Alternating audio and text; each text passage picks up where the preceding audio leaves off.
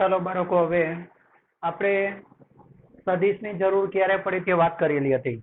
કેટલીક ભૌતિક રાશિ, દાખલા તરીકે સ્થાનાંતર, વેગ, પ્રવેગ, બળ, આ બધાને આપણે દ્વિ કે ત્રિપરિમાણમાં દર્શાવવું હોય તો પ્લસ માઇનસ ચિહ્નથી કામ ન ચાલે. તો આ બધી ભૌતિક રાશિઓને દ્વિ કે ત્રિપરિમાણમાં વર્ણન કરવું હોય તો સદિશ સ્વરૂપે દર્શાવવું પડે. બરાબર. ચાલો, હવે આ ચેપ્ટરમાં મોટા ભાગનો કન્સેપ્ટ સદિશનો છે, એટલે સદિશને આપણે પેલા આખો ટોપિક જ અલગથી સમજી લઈએ. ચાલો, પેલા એમાં આપણે પેલો ક્રમ આપીએ. ચાલો, સદિશને દર્શાવવાની રીત. બરાબર. ચાલો, સદિશને દર્શાવવાની રીત અને આખો સદિશ ટોપિક તમારે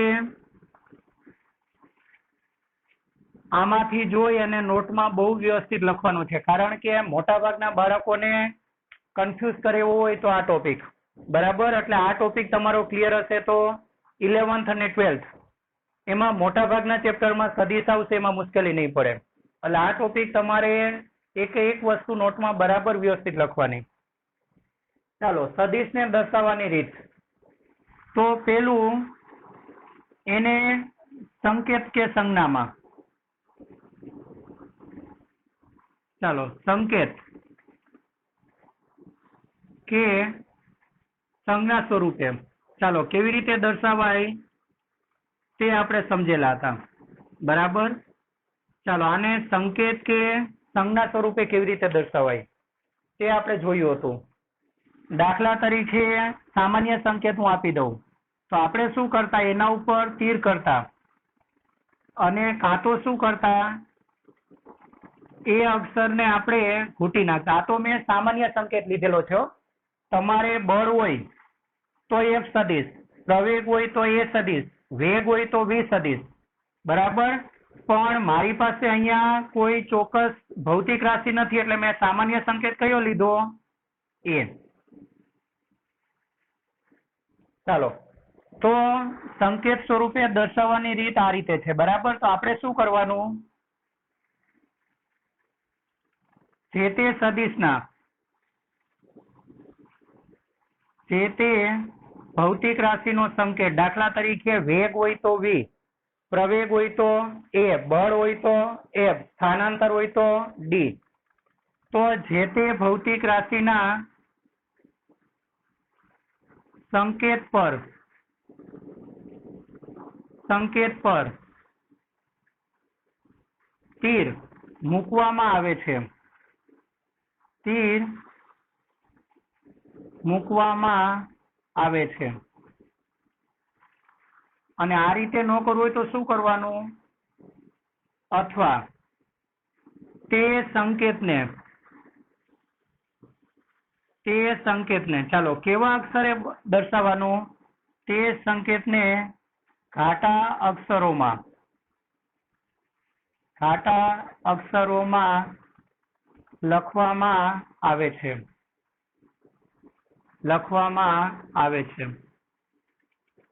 તો સદિશને તમારે સંજ્ઞા રૂપે દર્શાવવો હોય તો આવી રીતે દર્શાવાય. બરાબર. એટલે જે તે ભૌતિક રાશિના સંકેત ઉપર કાં તો તીર કરવાનું અને કાં તો તેને ઘાટા અક્ષરમાં લખવાનું. બરાબર.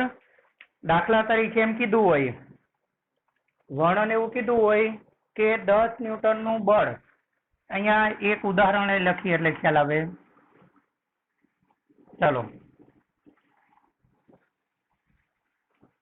10 ન્યૂટનનું બળ ધન x દિશામાં લાગે છે. બરાબર. તો અહીંયા રહેલી ભૌતિક રાશિ બળ એફ, તો એને તમારે સદિશ સ્વરૂપે બતાવવાનું છે. એટલે એફ ઉપર કાં તો તીર કરો ને કાં તો એફ ને ઘૂંટી નાખવાનું. બેમાંથી એક સંકેત ઇઝ ઇક્વલ ટુ 10 ન્યૂટન. અને આપણે સમજાવ્યું હતું કે આને સદિશનો સંકેત કહેવાય. આ એનું મૂલ્ય કહેવાય એકમ. અને દિશા માટે શું લખવામાં આવે છે? ચાલો દિશા માટે લખશું પ્લસ x દિશામાં. હવે ભૌતિક શાસ્ત્રીઓએ આપણને સરળતા કરી આપેલી છે. તમારે x અક્ષની દિશા આખું ન લખવું હોય ને તો એના માટે લખવાની એક બીજી મેથડ છે i કેપ, કે આગળ જતા આપણે વાત કરશું i j કેપ. એટલે i કેપ હોય એટલે સમજી લેવાય કે ધન x અક્ષની દિશા. એટલે વૈજ્ઞાનિકોએ આપણને બીજી શું સરળતા કરી આપેલી છે? x અક્ષ હોય ને x અક્ષ, ચાલો તો એ દિશાને શેના વડે બતાવી દીધું છે? i cap. y અક્ષ હોય ને તો એને જે કેપ વડે દર્શાવી દીધેલું છે, અને ઝેડ અક્ષ હોય ને, આ ત્રણેય પરસ્પર લંબ છે ઝેડ અક્ષ, તો એને કે કેપ વડે દર્શાવી દીધેલું છે. ચાલો એટલે જો તમારે પ્લસ x દિશામાં ન લખવું હોય તો i કેપ લખી દેવાય. એટલે જોનાર વ્યક્તિ તરત સમજી જશે કે i કેપ હોવાથી ધન x અક્ષની દિશા. જો અહીંયા જે કેપ હોત ને તો એ સમજી જાત કે y અક્ષની દિશા. ચાલો તો સંકેતમાં આ રીતે લખાય. હવે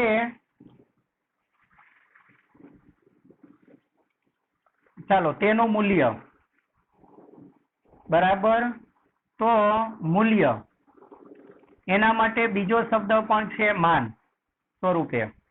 મૂલ્ય કે માન સ્વરૂપે કેવી રીતે લખાય? ચાલો તો મૂલ્ય કે માન સ્વરૂપે લખવા માટે આપણે શું કરતા? જે તે ભૌતિક રાશિના સંકેત ઉપરથી તીર, જો તીર રહેવા દેવું હોય ને, એ આપણે છેલ્લા લેક્ચરમાં જોયું હતું, તીર રહેવા દેવું હોય તો એને શું કરવાનું?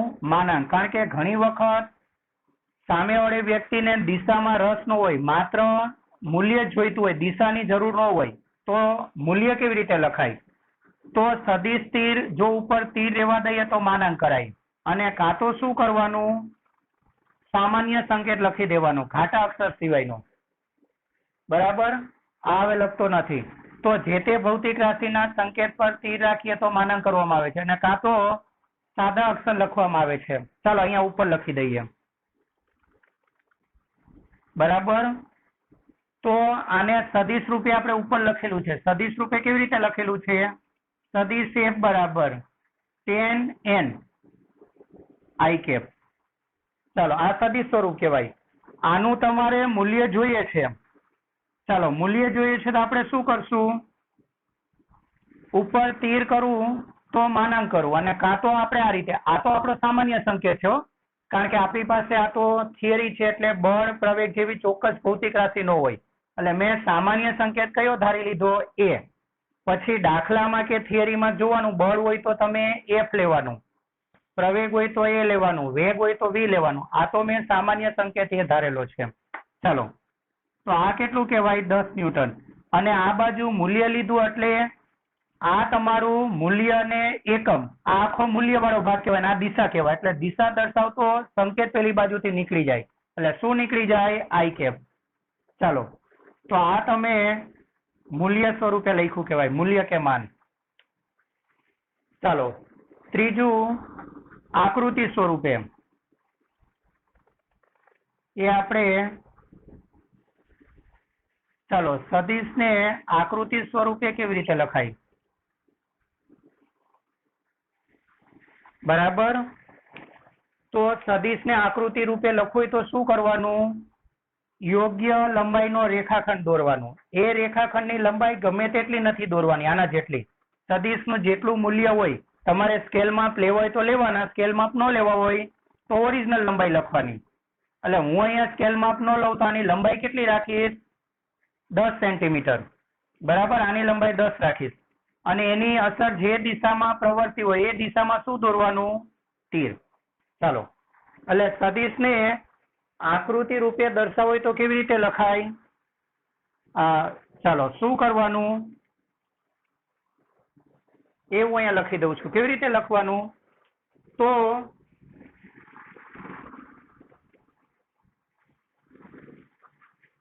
ચાલો સદિશના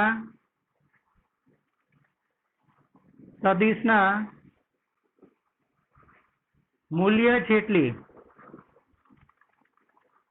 જેટલી લંબાઈનો રેખાખંડ દોરી, મૂલ્ય જેટલી લંબાઈનો રેખાખંડ દોરી તેની અસર જે દિશામાં પ્રવર્તી હોય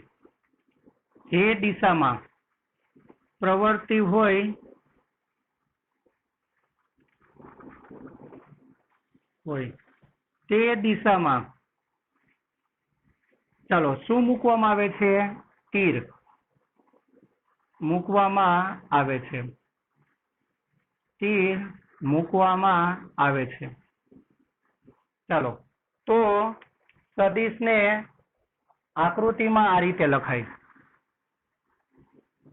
ચાલો અહીં તમને આપેલું છે, આનો તમારે સદિશ દોરવો હોય તો કેવી રીતે દોરી શકાય?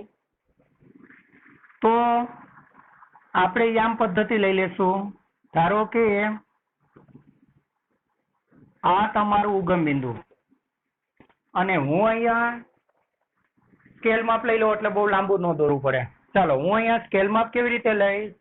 1 સેન્ટીમીટર બરાબર 2 ન્યૂટન. ચાલો 1 સેન્ટીમીટર બરાબર 2 ન્યૂટન. તો મારે 10 ન્યૂટન લંબાઈનો રેખાખંડ દોરવાનો, તો કેટલા સેન્ટીમીટર લંબાઈનો દોરવાનો? 5. બરાબર. ચાલો હવે બધા યામ બતાવી દઈએ. આ 1 2 3 4 અને 5. બરાબર. અને આ તમારી દિશા કઈ કહેવાય? 3 x અક્ષની દિશા. ચાલો મારે આ સદિશ દોરવો છે તો કેવી રીતે દોરીશ? 10 ન્યૂટન અને i કેપ. તો મારે કેટલી લંબાઈનો રેખાખંડ દોરવાનો? 5 સેન્ટીમીટર લંબાઈનો દોરવાનો ને, કારણ કે 1 સેન્ટીમીટર બરાબર 2 ન્યૂટન. તો 10 ન્યૂટન માટે 5 સેન્ટીમીટર. હવે 5 સેન્ટીમીટર લંબાઈનો રેખાખંડ હું ગમે ત્યાં દોરું, પણ મને ખબર છે કે મારે x અક્ષની દિશામાં રાખવાનો છે, એટલે આમ નહીં ચાલે. બરાબર. આમ ત્રાસો નહીં ચાલે, આમ જ દોરવો પડશે. હવે આ રેખાખંડને હું કોઈ બી જગ્યાએ દોરી શકું, એ હમણાં હું તમને સમજાવું. ચાલો હું 0 થી ચાલુ કરું તો કેટલે સુધી મારે લંબાવવું પડશે? 5 સેન્ટીમીટર લંબાઈ ને, 1 2 3 4 ને 5. તો 0 થી 5. ચાલો અને આનું તીર કઈ બાજુ આપવાનું? થોડું ઘાટું કરી નાખો એટલે ખ્યાલ આવે.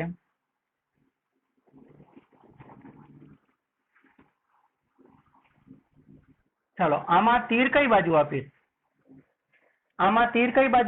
તો એની અસર કઈ દિશામાં પ્રવર્તે છે? જુઓ, ધન x અક્ષ દિશામાં. તો આને હું તીર આપીશ. ચાલો આ સદિશની શું થઈ ગઈ? આકૃતિ. અને એને આપણે કયા સદિશની આકૃતિ છે તેને સંકેત રૂપે લખી દો, f સદિશ. ચાલો f સદિશ. હવે સદિશને આકૃતિ રૂપે આ રીતે દર્શાવાય.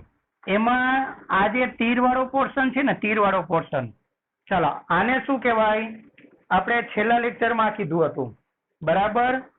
તો આ ભાગને એનું હેડ, ગુજરાતીમાં શીર્ષ કહેવાય. અને આ જે ભાગ છે ને, આ ભાગ, ચાલો આ ભાગને એનું શું કહેવાય? આ ભાગને એનું ટેલ, ગુજરાતીમાં પૂંછ કહેવાય. હવે એક બીજી વસ્તુ, આ સદિશને હું અહીંયા દોરું તોય ચાલે, એ સદિશને બીજી બધી જગ્યાએ દોરું ચાલે, સમજાવી દઉં. અહીંયા દોર્યું હોત તોય ચાલે, પણ શરત એટલી એની લંબાઈ આટલી રાખવાની. બરાબર. અહીંયા દોરું તોય ચાલે, અહીંયા દોર્યું હોત તોય ચાલે, અને આ ચોથા ચરણમાં દોર્યું હોત તોય ચાલે. કારણ કે સદિશમાં એક ખાસિયત છે કે તમે કયા ચરણમાં દોરો છો ને એનું કોઈ મહત્વ જ નથી, તીરનું બહુ મહત્વ હોય. એટલે તમે ચોથા ચરણમાં દોરો તો બી એની લંબાઈ કેટલી રાખવાની? 5 સેન્ટીમીટર. અહીંયા તમે એની લંબાઈ કેટલા સેન્ટીમીટર રાખી? 5. તો અહીંયા દોરો તો બી લંબાઈ 5 સેન્ટીમીટર રાખવાની, અહીંયા દોરો તો બી 5 સેન્ટીમીટર. તમે એને અહીંયા પણ દોરી શકે. બરાબર. પણ શરત એટલી કે બેઠી આ જ વસ્તુ અહીંયા ઉચકીને અહીંયા મૂકો તો બી સેમ આકૃતિ આવી જોઈએ. અહીંયા મૂકીને અહીંયા આને અહીંયા લઈ જાઓ તો બી સેમ એકાકાર બનવું જોઈએ. બરાબર. એટલે તમે આ સદિશને અહીંયા દરેક જગ્યાએ દોરી શકો, અહીંયા બી દોરી શકાય. ચાલો એટલે તો આને મુક્ત સદિશ કહેવાય, સદિશને મુક્ત સદિશ કહેવાય. કારણ કે કઈ જગ્યાએ દોરવું, કયા ચરણમાં દોરવું, એમાં આપણને મુક્તિ આપેલી છે, બરાબર, આઝાદી આપેલી છે, એટલે આને મુક્ત સદિશ કહેવાય. એટલે સદિશમાં આ એક બહુ સારી બાબત છે, બરાબર. કોઈ પણ સદિશ, દાખલા તરીકે આ સદિશ ધારો કે આ રીતે છે, સદિશ અહીંયા છે, તો જોનાર વ્યક્તિ આને શું સમજશે, એની અસર જો તીરને આગળ વધારો કઈ દિશામાં છે, પેલા ચરણમાં, એટલે ભલે દોરેલું છે ત્રીજા ચરણમાં, પણ એ સમજી જશે જોનાર વ્યક્તિ કે આની અસર કયા ચરણ તરફ છે, પેલા ચરણમાં, એટલે આને એ પેલા ચરણ તરફ ગળશે. ધારો કે એ સદિશ તમે આવી રીતે દોર્યો હોત, બરાબર, તો એને દિશા કેવી હોત, તો જોનાર વ્યક્તિ તરત એને શું કહી દે, +x દિશા. ધારો કે આ રીતે પેલા ચરણમાં દોર્યો હોત પણ નીચે તરફ દોર્યો હોત, તો જોનાર વ્યક્તિ આ સદિશની દિશા તરફ શું કહે, ઋણ y દિશા. આ રીતે દોર્યું હોત અને ચોથા ચરણમાં હોત તો બી એને શું કહે, ધન y દિશા. એટલે સદિશમાં એક ખાસિયત છે, તમે કયા ચરણમાં દોરો છો એનું કોઈ મહત્વ જ નથી, એની અસર જે દિશામાં હોય ને એ દિશાનો સદિશ ગણાય, બરાબર. ચાલો, એટલે આને મુક્ત સદિશ કહેવાય. એટલે આ એની એક આકૃતિ દોરી છે, આ જગ્યાએ તમે અહીંયા દોરી છે, અહીંયા બધી જગ્યાએ દોરી શકાત, અને આ સદિશને ઉચકીને તમે કોઈ પણ પર મૂકેલો હોત ને તો એકાકાર બની જાત, એટલે આને મુક્ત સદિશ કહેવાય. ચાલો, સદિશને આકૃતિ રૂપે આ રીતે દર્શાવાય. હવે બીજો પોઈન્ટ લઈએ, સ્થાન સદિશ અને સ્થાનાંતર સદિશ. સ્થાન સદિશ, ચાલો, સ્થાન સદિશને મેજોરિટી સંકેતમાં સ્મોલ r સદિશ વડે દર્શાવાય. સ્થાન સદિશ અને એમાં જ સ્થાનાંતર સદિશ. તમે પેલા ચેપ્ટરમાં સ્થાન અને સ્થાનાંતર કહેતા, કારણ કે એક પરિમાણિક હતું, આ દ્વિ અને ત્રિપરિમાણ છે, એટલે પાછળ સદિશ શબ્દ લાગી જાય. સ્થાન સદિશ અને સ્થાનાંતર સદિશ. ચાલો, સ્થાનાંતર સદિશ એટલે બે સ્થાન સદિશની બાદબાકી, એટલે r2 - r1. r2 - r1 હોય તો એને શેના વડે બતાવાય, ડેલ્ટા r સદિશ. એ આપણે હમણાં વાત કરી દઈએ. ચાલો, બીજું આપણે આ જોઈએ છે, સ્થાન સદિશ અને સ્થાનાંતર સદિશ.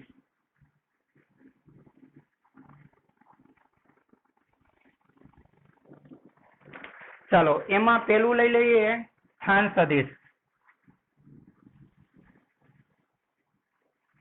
અને આ તમારો જે ટોપિક ચાલે છે એ ટેક્સ્ટ બુકમાં ટોપિક નંબર 4.2.1, એટલે ઘણા બધા ટોપિક આવી જશે ને અમુક ટોપિક આમાં સદિશમાં એવા હશે જે બુકમાં નહીં હોય પણ આગળ જતા બહુ કામ લાગતા હશે, વધારાના ટોપિક.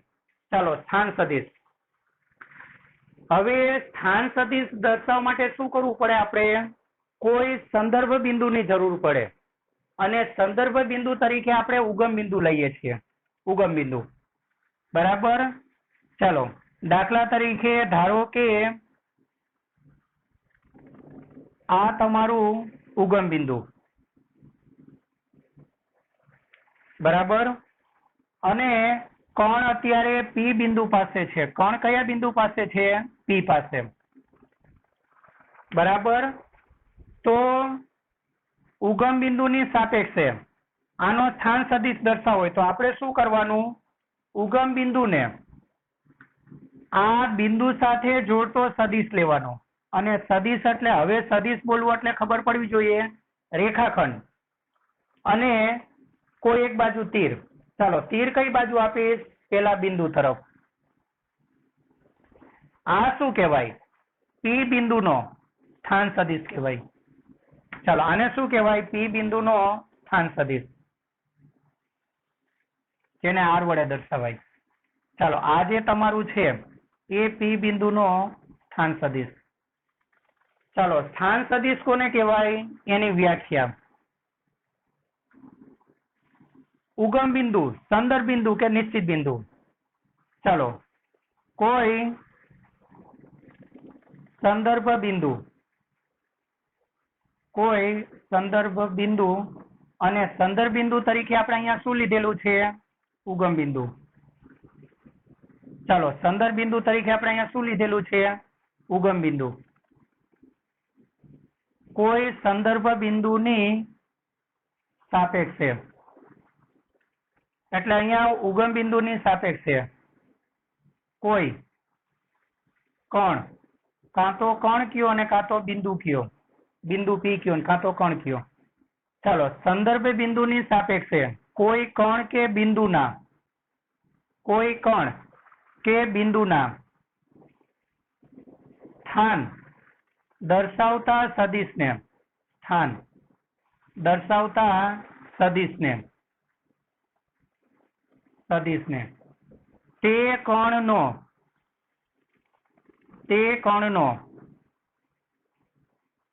સ્થાન સદિશ કહે છે. તે કણનો સ્થાન સદિશ કહે છે. ચાલો, હવે સ્થાન સદિશમાં શું કરાય છે? તો એમાં કણના યામ જ લખાય છે. એટલે તમે પી બિંદુથી આ તમારી એક્સ અક્ષ, ચાલો આ તમારી એક્સ અક્ષ અને આ તમારી વાય અક્ષ, તમે 9મા 10મા ધોરણમાં જોયું છે કે આ બિંદુના યામ હશે. દાખલા તરીકે પી બિંદુ પરથી એક્સ અક્ષ પર લંબ દોરી દો તો એક્સ યામ મળી જાય. ધારો કે એક્સ યામ અત્યારે આપણી પાસે નથી એટલે એક્સ કહી દઉં, અને આના પરથી તમે વાય અક્ષ પર લંબ દોરો તો એના વાય યામ મળી જાય. આ એના કયા યામ કહેવાય? એક્સ યામ. આ એના કયા યામ કહેવાય? વાય યામ. બરાબર. તો સ્થાન સદિશ એ કણનો સ્થાન દર્શાવે છે, અને સ્થાન દર્શાવતો હોય તો એમાં કણના યામ જ લેવાય. ચાલો, સ્થાન સદિશમાં કણના યામ લેવામાં આવે છે. સ્થાન સદિશ, સદિશ આર માં કણના યામો લેવામાં આવે છે, લેવામાં આવે છે. બરાબર છે. ચાલો, અહીં પી નો સ્થાન સદિશ આર બરાબર, અહીં પી નો સ્થાન સદિશ, ચાલો અહીં પી નો સ્થાન સદિશ, આકૃતિમાં પી નો સ્થાન સદિશ. ચાલો, કેવી રીતે બતાવાય? તો એના સ્થાન સદિશ એટલે સદિશ આર. આ સદિશ આર પણ કહેવાય ને ઓપી સદિશ પણ કહેવાય, બે રીતે કહેવાય. બરાબર.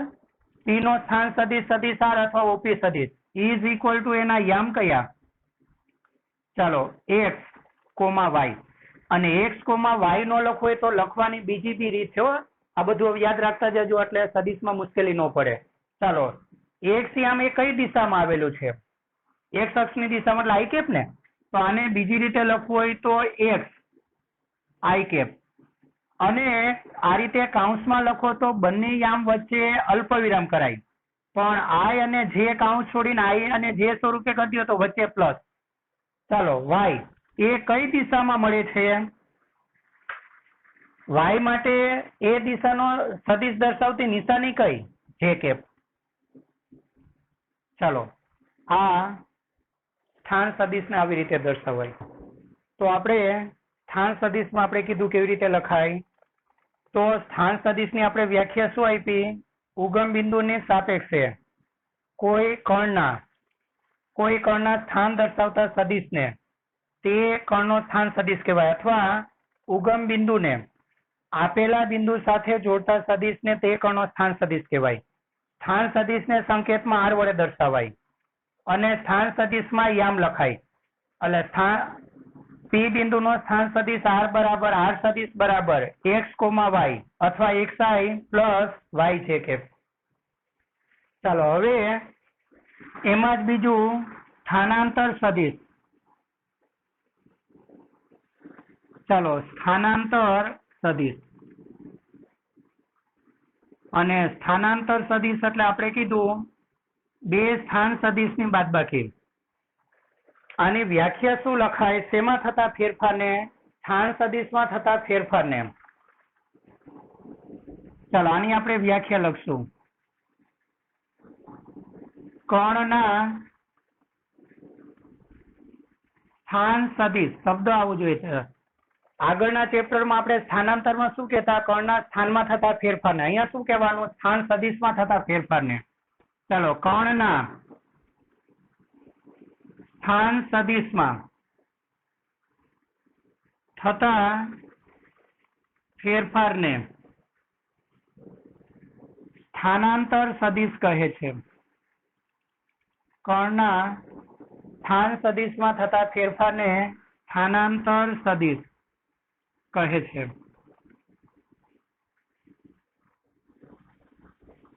બરાબર.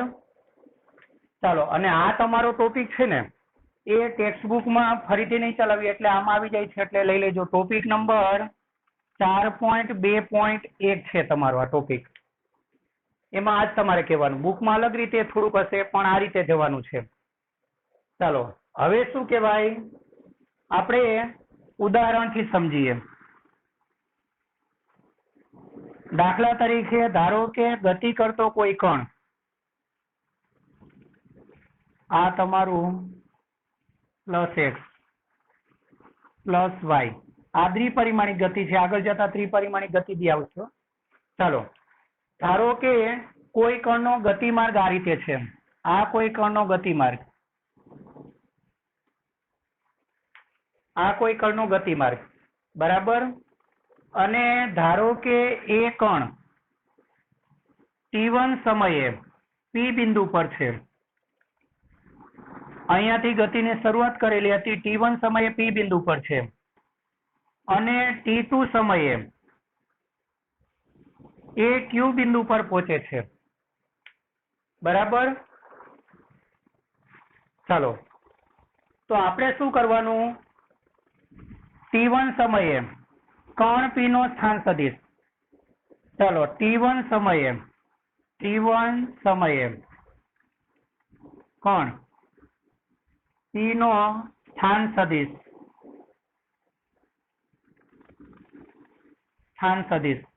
ચાલો, એ સ્થાન સદિશને હું શેના વડે બતાવી દઉં? r1 સદિશ. તો એમાં તમારે શું કરવાનું? હમણાં તમને મેં કીધું એવી રીતે. ચાલો, ઉગમ બિંદુની સાપેક્ષે આનો સ્થાન દર્શાવતો સદિશ લઈ લેવાનો, અથવા ઉગમ બિંદુ અને બિંદુ P ને જોડતો સદિશ લેવાનો, અને એમાં તમારે તીર આ બાજુ આપવાનું. ચાલો, આ સ્થાન સદિશને હું શું નામ આપું છું? r1 સદિશ. અને એના યામ લેવો હોય ને તો યામ અહીંયા મળી જશે. આ એના x યામ, એવી જ રીતે y યામ. ધારો કે આના યામ કયા છે? x1 y1. બીજી રીતે લખવું હોય તો આ રીતે બી લખાયો. બીજી રીતે લખવું હોય તો r1 સદિશને આપણે બીજી રીતે લખવું હોય તો x1 i cap plus y1 j cap. ચાલો, t1 સમયે કણ p નો સ્થાન સદિશ r1 સદિશ બરાબર આ. હવે t2 સમયે કણ p નો સ્થાન સદિશ લઈ લે તો શું કરવાનું? ચાલો, શું કરવાનું છે આપણે? ત્યાં ઉગમ બિંદુ ને q સાથે જોડતો સદિશ લેવાનો. બરાબર. આ સ્થાન સદિશને હું શું નામ આપી દઉં? r2 સદિશ. અને એના જે યામ હશે ને, અહીંયાથી x અક્ષ પર લંબ દોરવાનું, અહીંયાથી y અક્ષ પર આની જેમ, તો એના યામ બતાવશે. ચાલો, t2 સમયે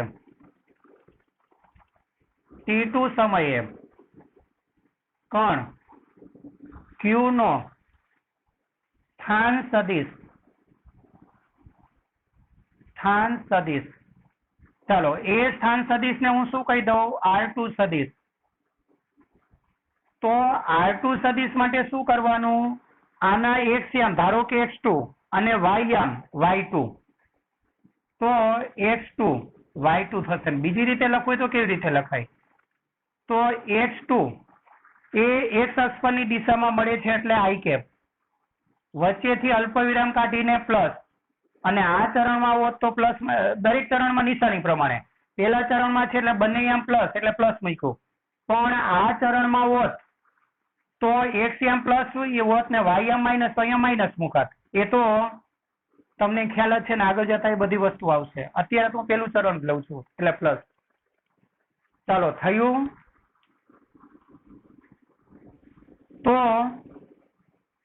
ચાલો ડેલ્ટા ટી સમયગાળો એટલે કેટલો લેવાય? અહીંથી અહીં જવા માટેનો સમય કેટલો લાગે? દાખલા તરીકે T1 3 સેકન્ડ હોય, T2 8 સેકન્ડ હોય, તો અહીંથી અહીં જવા માટે કેટલો સમય લાગે? 8 - 3 એટલે 5. તો અહીં ડેલ્ટા ટી એટલે શું? T2 - T1 સમયગાળામાં. ચાલો કણનો સ્થાનાંતર સદિશ.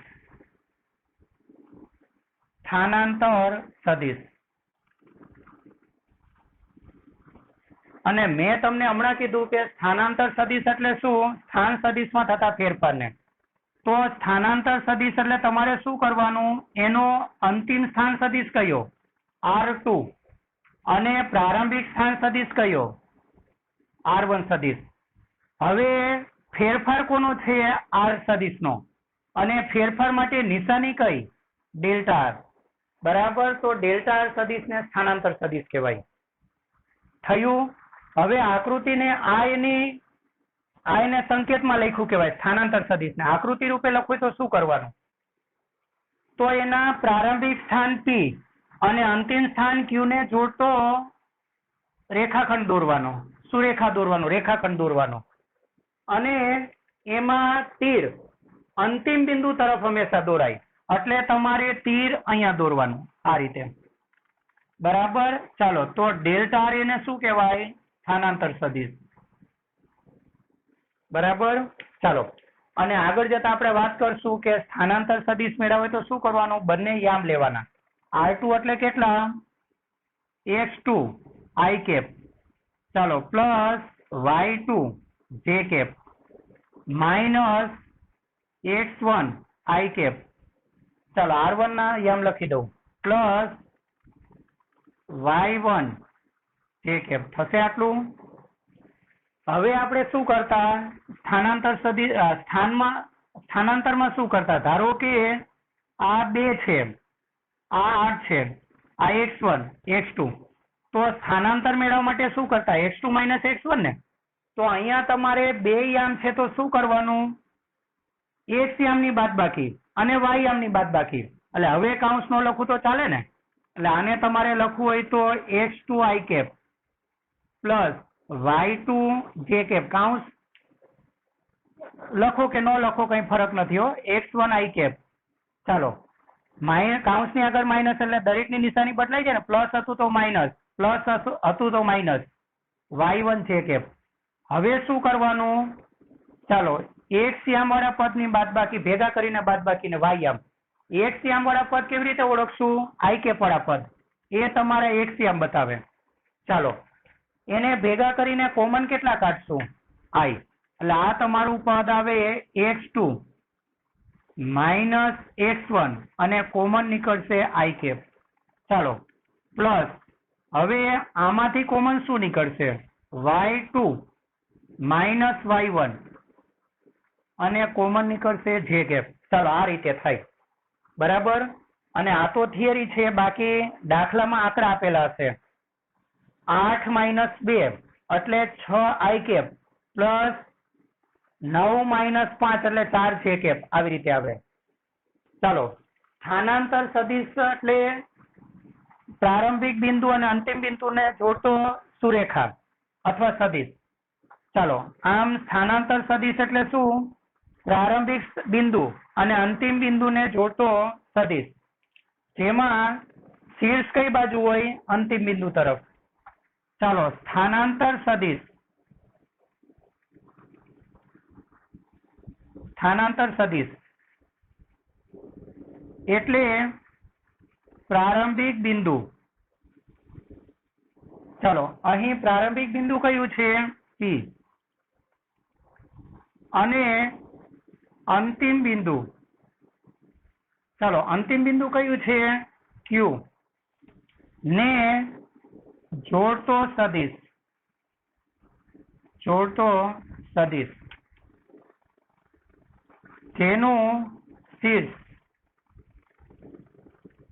કયા બિંદુ તરફ હોય? શીર્ષ એટલે તીર હો, શીર્ષ હેડ કે તીર એ ચાલો કયા બિંદુ તરફ હોય?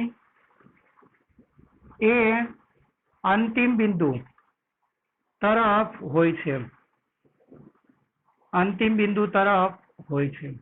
ચાલો થયું આટલું. અને બીજી એક વસ્તુ ધ્યાન રાખજો, સ્થાનાંતર સદિશનું મૂલ્ય એ પથ લંબાઈ જેટલું હોય કે ન પણ હોય. અહીંયા જુઓ, પથ લંબાઈ એટલે ખરેખર રેડ લાઈન, જ્યારે સ્થાનાંતર સદિશ એટલે આ બ્લેક લાઈન. એટલે અહીં સ્થાનાંતર સદિશનું મૂલ્ય પથ લંબાઈ જેટલું નથી. એ આગળના ચેપ્ટરની જેમ યાદ રાખવાનું.